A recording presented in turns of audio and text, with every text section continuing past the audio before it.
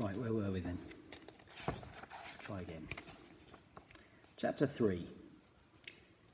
As you know, an ordinary unhairy face, like yours or mine, simply gets a bit smudgy if it's not often washed enough, and there's nothing so awful about that. But a hairy face is a different matter. Things cling to hairs, especially food. Things like gravy go right in among the hairs and stay there.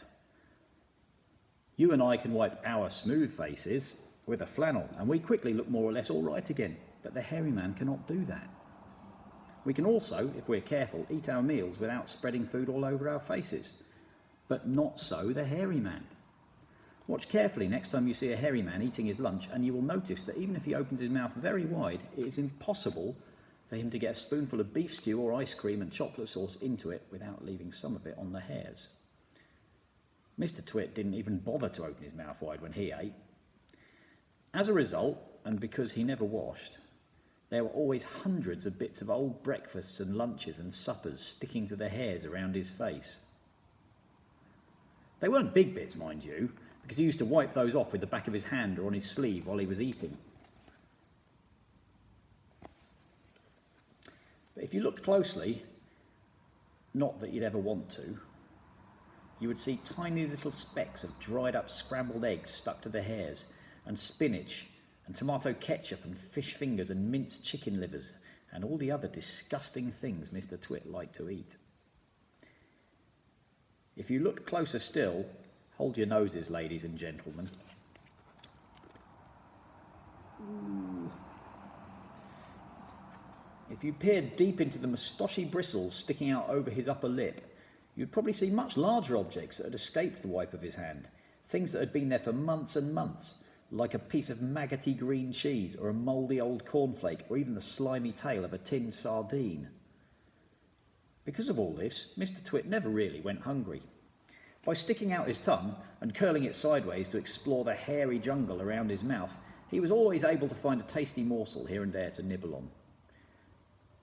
What I'm trying to tell you is that Mr. Twit was a foul and smelly old man. He was also an extremely horrid old man, as you will find out in a moment. Chapter 4.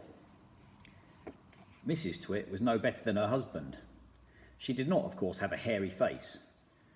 It was a pity she didn't, because that, at any rate, would have hidden some of her fearful ugliness. Take a look at her.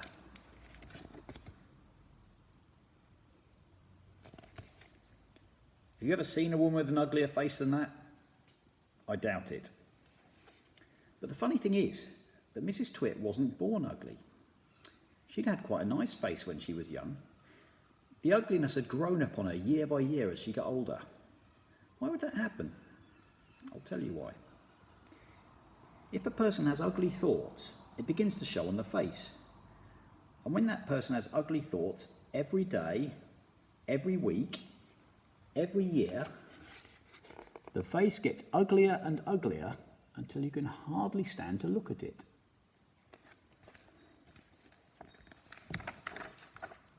A person who has good thoughts cannot ever be ugly.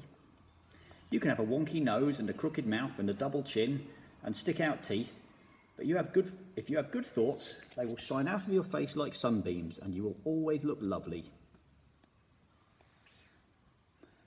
Nothing shone out of Mrs. Twit's face. In her right hand she carried a walking stick. She used to tell people that this was because she had warts growing on the sole of her left foot and that walking was painful. But the real reason she carried a stick was so that she could hit things with it. Things like dogs and cats and small children. And then there was the glass eye. Mrs. Twit had a glass eye that was always looking the other way.